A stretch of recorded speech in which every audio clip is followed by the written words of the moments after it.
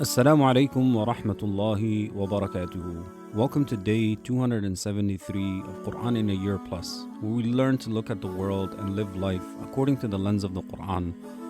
Today we're going to be looking at verses 42 to 54 of Surah Ar-Rum. أعوذ بالله من الشيطان الرجيم قل سيروا في الأرض فانظروا كيف كان عاقبة الذين من قبل كان أكثرهم مشركين.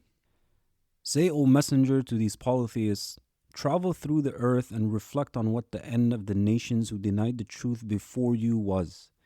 Their outcome was an evil one. Most of them associated partners with Allah, worshipping others alongside Him, so they were destroyed because of their shirk.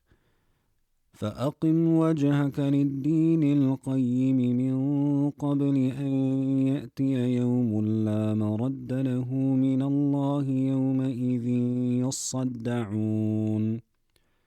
So direct yourself completely, O Messenger, toward the upright religion of Islam, the religion in which there is no deviation, before the day of resurrection comes, a day that cannot be turned back once it arrives. On that day, people will be divided into two groups, a group enjoying the blessings of paradise, and a group being punished in the fire. من كفر فعليه كفره ومن عمل صالحا فلأنفسهم يمهدون. Whoever disbelieves in Allah will suffer the consequences of his disbelief, and eternity in the fire. Those who do good deeds seeking Allah's pleasure through them will enter into paradise and derive enjoyment from whatever is within it, and they shall live in it forever. ليجزي الذين آمنوا وعملوا الصالحات من فضله إنه لا يحب الكافرين. So that He may reward those who believe in Allah and perform righteous deeds that please their Lord, out of His grace and generosity. Indeed, He does not love those who disbelieve in Him and His messengers. Rather, He detests them with the strongest detestation, and He will punish them on the day of resurrection. ومن آياته أن يرسل الرياح مبشرات وليذيقكم من رحمته ولتجري الفلك بأمره ولتبتغوا من فضله ولعلكم تشكرون. And among His great signs that point to His power and oneness is that He sends the winds as bearers of good news, announcing the approaching rainfall. He does this so that He may let you, O people, experience His mercy through the fertility and prosperity that come after the rain. He also causes ships to sail across the sea by His command, so that you may seek His bounty through trade and travel. Perhaps you will then give thanks to Allah for His blessings, and He will increase you in them. ولقد أرسلنا من قبلك رسلا إلى قومهم فجاءوهم بالبينات فانتقمنا من الذين أجرموا وكان حقا علينا نصر المؤمنين. And we certainly sent messengers before you, O Messenger, to their people. They came to them with clear proofs and evidences demonstrating the truthfulness of their message. But their people denied what the messengers brought. So we took revenge upon those who committed evil and destroyed them with our punishment. We saved the messengers and the believers who followed them from destruction. Granting victory to the believers and saving them is a right that we have made binding upon ourselves. الله الذي يرسل الرياح فتثير سحابا فيبسطه في السماء كيف يشاء ويجعله كسفا فترى الودق يخرج من خلاله فإذا أصاب به من يشاء من عباده إذا هم يستبشرون. Allah is the one who drives and sends the winds. Those winds stir up and move the clouds. Then He spreads the clouds across the sky however He wills, whether little or much, and He turns them into separate masses. Then you see the rain emerging from within those clouds. when He sends that rain upon whomever He wills among His servants, they immediately rejoice at Allah's mercy in sending the rain, which causes the earth to grow what they and their livestock need. وَإِن كَانُوا مِن قَبْلِ أَن يُنَزَّلَ عَلَيْهِم مِّن قَبْلِهِ لَمُبْلِسِينَ. Yet before Allah sent down the rain upon them, they had been in despair and had lost hope that it would come. فانظر إلى آثار رحمة الله كيف يحيي الأرض بعد موتها إن ذلك لمحيي الموتى وهو على كل شيء قدير. So look, O Messenger, at the effects of the rain that Allah sends down as a mercy to His servants. See how Allah brings the earth to life by causing various kinds of vegetation to grow upon it after it had become dry and barren. Indeed, the one who gives life to that lifeless earth will surely bring the dead back to life. He is capable of all things, and nothing is beyond His power. وَلَئِنْ أَرْسَلْنَا رِيحًا فَرَأَوْهُ مُصْفَرًّا لَظَلُّوا مِنْ بَعْدِهِ يَكْفُرُونَ. And if we were to send a wind upon their crops and vegetation that ruined them, and they saw their plants turn yellow after having been green and flourishing, they would persist in disbelief after witnessing it, denying Allah's previous blessings despite their abundance. فَإِنَّكَ لَا تُسْمِعُ الْمَوْتَى وَلَا تُسْمِعُ الصُّمَّ الدُّعَاءَ إِذَا وَلَّوْا مُدْبِرِينَ. Just as you cannot make the dead hear, nor can you make the deaf hear the call, especially when they have turned away and moved further from you, so too you cannot guide those who resemble them in their turning away and refusal to benefit from guidance.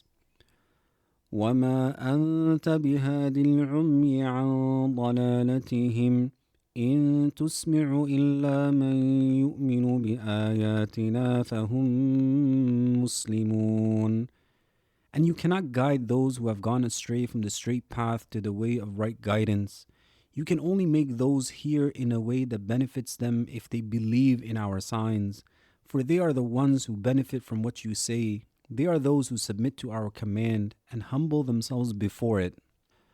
الله الذي خلقكم من ضعف ثم جعل من بعد ضعف قوة ثم جعل من بعد قوة ضعفا وشيبة يخلق ما يشاء وهو العليم القدير. Allah is the one who created you, O people, from a humble fluid. Then after the weakness of childhood, He gave you the strength of adulthood. Then after the strength of adulthood, He brought about the weakness of old age. Allah creates whatever He wills of weakness and strength. He is the all-knowing, from whom nothing is hidden, and the all-powerful, whom nothing can overcome or render incapable. As we reflect over today's verses, Allah says, so look at what the end of those before them was. Most of them were people who associated partners with Allah. Shaykh Sa'di, he says, so beware of doing what they did, lest the same fate befall you, for Allah's justice and wisdom remain the same in every time and place. The point is not simply to read history as information, the point is to learn from it. As we engage with the Quran, we are meant to ask ourselves, what qualities led people before us to destruction? What patterns does Allah warn us against? What attitudes, desires, and behaviors does Allah not love? And then we work to remove those qualities from ourselves. And we strive to live by what He loves. Allah says, so direct yourself completely toward the upright religion before there comes from Allah a day that cannot be turned back. On that day, people will be divided. Shaykh Sa'di says, meaning, turn to it with your heart, direct your face toward it, and strive with your body to establish this upright and sound religion. Carry out its commands and avoid its prohibitions with seriousness and diligence. Fulfill its outward and inward obligations. Take advantage of your time, your life, and your youth before a day comes from Allah that cannot be turned back, namely the day of resurrection, When it arrives, it cannot be delayed, nor will people be given an opportunity to resume their deeds. The time for actions will have ended, and nothing will remain except the recompense of those who acted. And Ibn Uthaymeen mentions, a person who commands others to do something should mention what makes it appealing and encourages people toward it. This is derived from Allah's description of the religion as Al-Qayyim, the upright. When a person knows that the religion is upright and sound, there is no doubt that he will be drawn toward it. Therefore, when you want to encourage people toward something, mention the reasons that would make them eager to embrace it, including its beloved qualities and its praiseworthy outcomes. This is such an important principle for teaching, parenting, leadership, and even personal discipline. People are not only moved by commands, they are more deeply moved when they understand the beauty, wisdom, and benefit behind the command.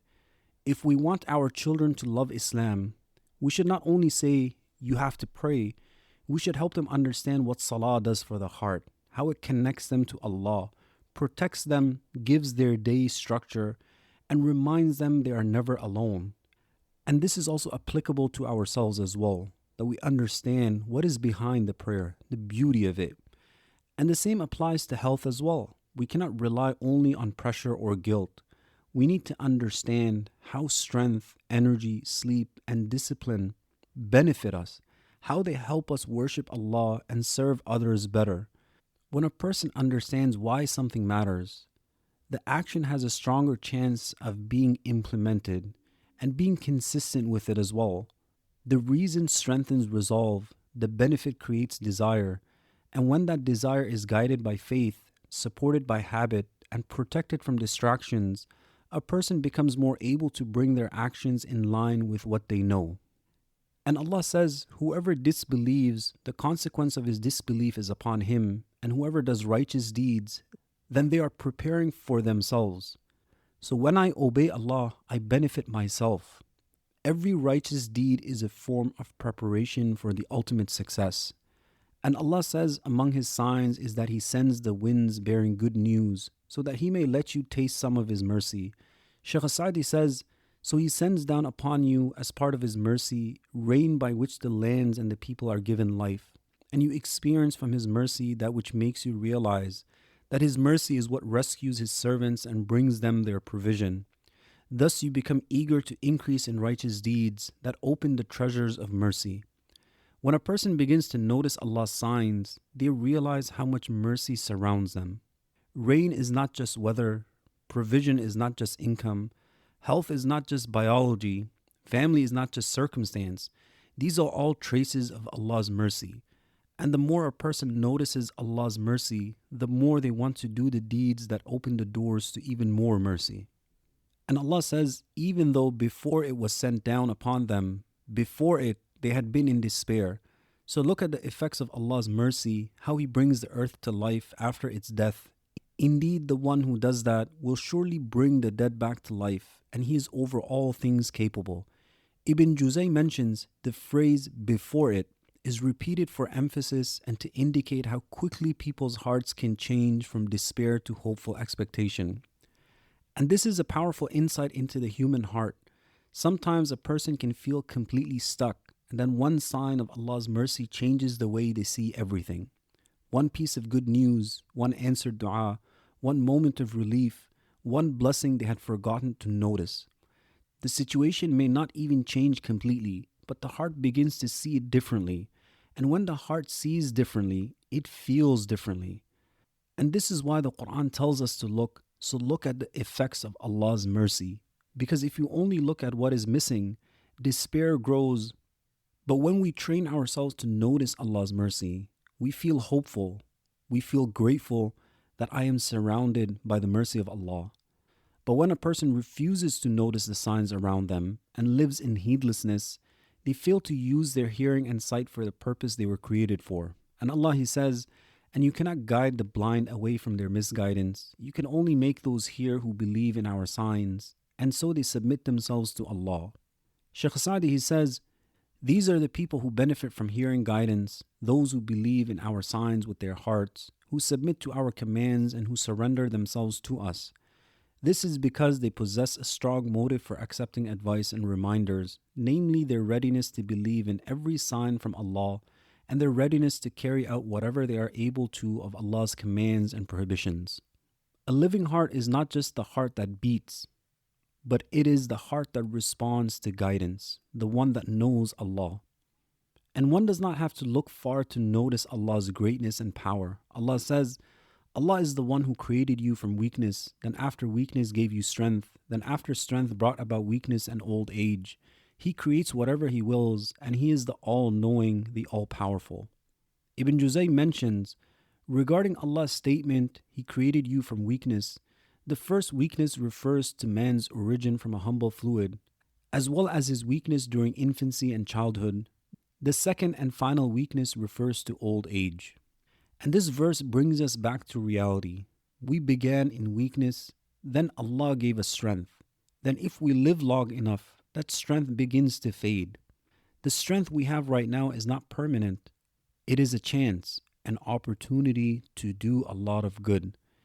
And the intelligent believer uses that strength, uses that time, that opportunity that Allah gave them while they still have it to prepare for their meeting with Him. So as we walk away from today's episode, Allah He says, so look at the effects of Allah's mercy, how He brings the earth to life after its death. So let's try to identify 3 manifestations of Allah's mercy in our lives today and thank Him for them. Because the more we notice His mercy, the more gratitude, hope, and trust in Allah grows in our hearts. We ask Allah to make us amongst those who recognize His mercy in our lives, and to make us among those who hear His guidance, accept it, and follow it with sincerity and submission. We ask Allah to protect us from heedlessness, to fill our hearts with gratitude and hope, and to help us use our strength, time, and opportunities in ways that please Him before the day comes when deeds can no longer be done. I'll see you tomorrow inshallah. Assalamu alaikum wa rahmatullahi wa barakatuh.